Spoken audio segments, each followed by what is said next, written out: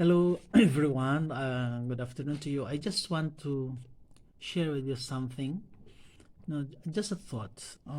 Taking from the Gospel of Matthew 14 as my starting point, where Jesus was sending his disciples on the other side of the lake, of the sea, and he decided to stay behind, went up the hill, and prayed while the disciples were crossing the sea. So they were very much hampered by strong wind, and they were terrified. Then Jesus appeared walking on the water, saying to them not to be afraid. And he said, "It is I." I remember when I was in college, I always used the boat, because I studied in Cebu. I always used the boat or a ship, big ship rather, to a bigger contempt, as it was the only means of transportation to go to the university in another island.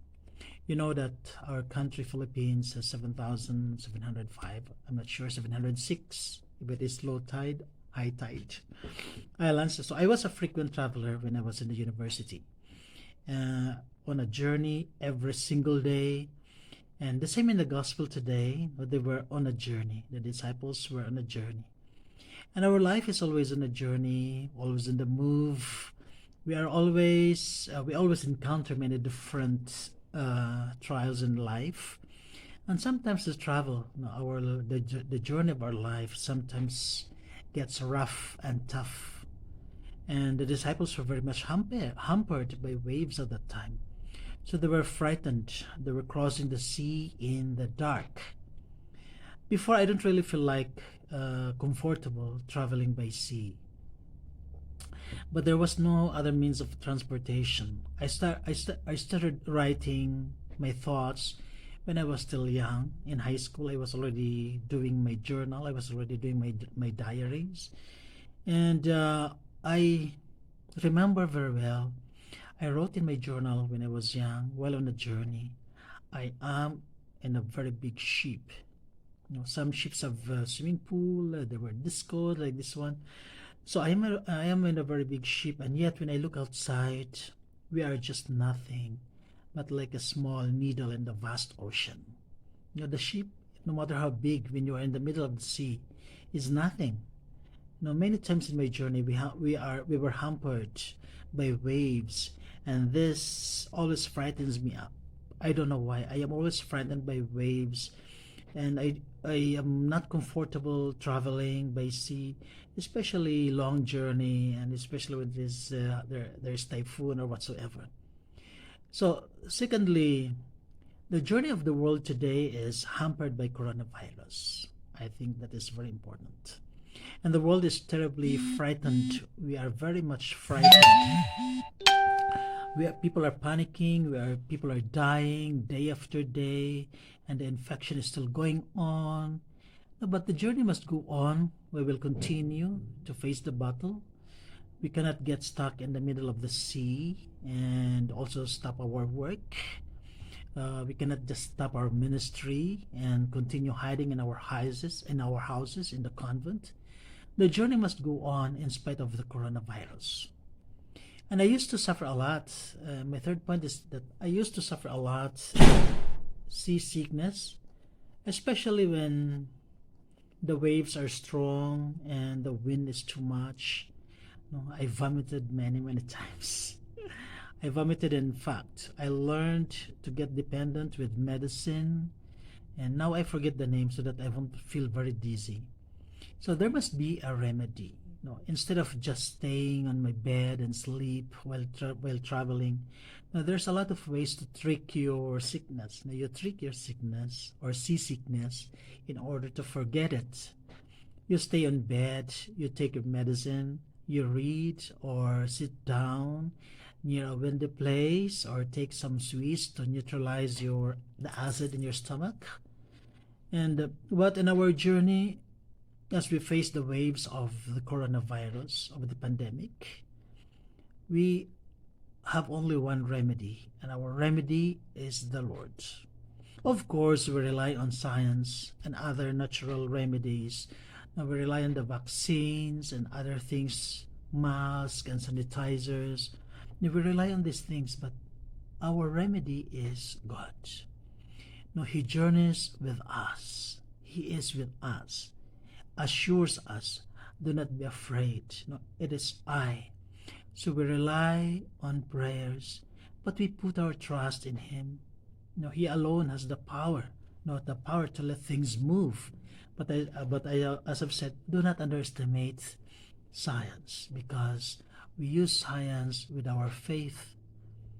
And we have to remember always the presence of God. The presence of God give us comfort beyond compare. Even if we see that people are dying, that many people are struggling, and many people are suffering, if you are in the presence of God, you will always have peace of mind. Now, as we believe in the works of the frontliners, I really very much appreciate the frontliners. They work so hard, they risk their lives, so they offer everything, that they have. And the power of science, as I've said, we continue to believe that God can make wonders in our lives. No? He can perform miracles, and God saves. Remember this one: God heals. Now, for the rest, it is easier. If it is their time to leave the earth, they die ahead of us. Many of them, now hundreds of thousands, died ahead of us. But we have to remember always, God is much, much bigger than coronavirus.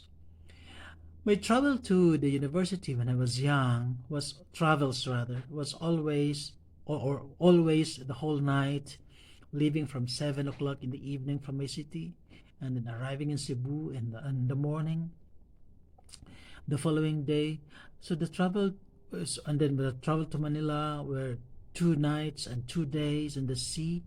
So you can imagine how we put our lives in the hands of the sailors. And yet again, God is always in command. He is the captain of the boat.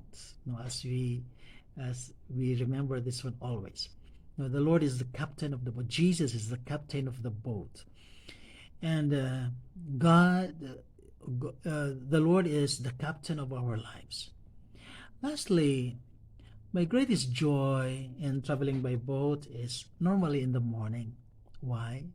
Because in the morning, I am always a man who wakes up very early, and when I see that it is almost time of arrival, I start packing my things, and then when I hear the horn or the blow, the trumpet, how do you call this one, the horn of the boat there, signaling for arrival, I am already ready to jump off. Only if I could fly down, then I would have done it. So what is this joy means? It means the harbor, your arrival, the destination, the ports. All our journeys have destinations. We always have place to go. When we are close to the harbor, we feel that great joy. When I arrived in England, for example, for the first time, I really wanted to kiss the ground. I made sure that nobody sees me. Then I kissed the wall of our priory. When I visited the tomb of Saint Peter there in Rome, I touched the ground and took a bit of dust from there. So there were more important harbors and arrivals in our lives, and in my life, that I made bold steps of kissing or touching the ground or the wall, because my inner being was rejoicing. So we remember always, no matter how difficult our journey, even if coronavirus is there, God is greater than coronavirus. He will clear our path, and again we will reach the harbor safely. So we move slowly, little by little, with precautions, with our sanitizers, with our mask, and we keep ourselves always protected. We will reach to our harbor. We will reach to our destination. It says here in South Africa, in the language of the Shitsonga, they said, "Panguno panguno hitafika." Little by little, we will arrive. So I wish you good luck, and I hope all of you are very safe. Please take good care of yourself. Protect yourself in order to protect the lives of your loved ones. It is now at this moment, it is a personal responsibility for us to protect ourselves in order to protect other people. Take good care, everyone, and God bless you all. Thank you.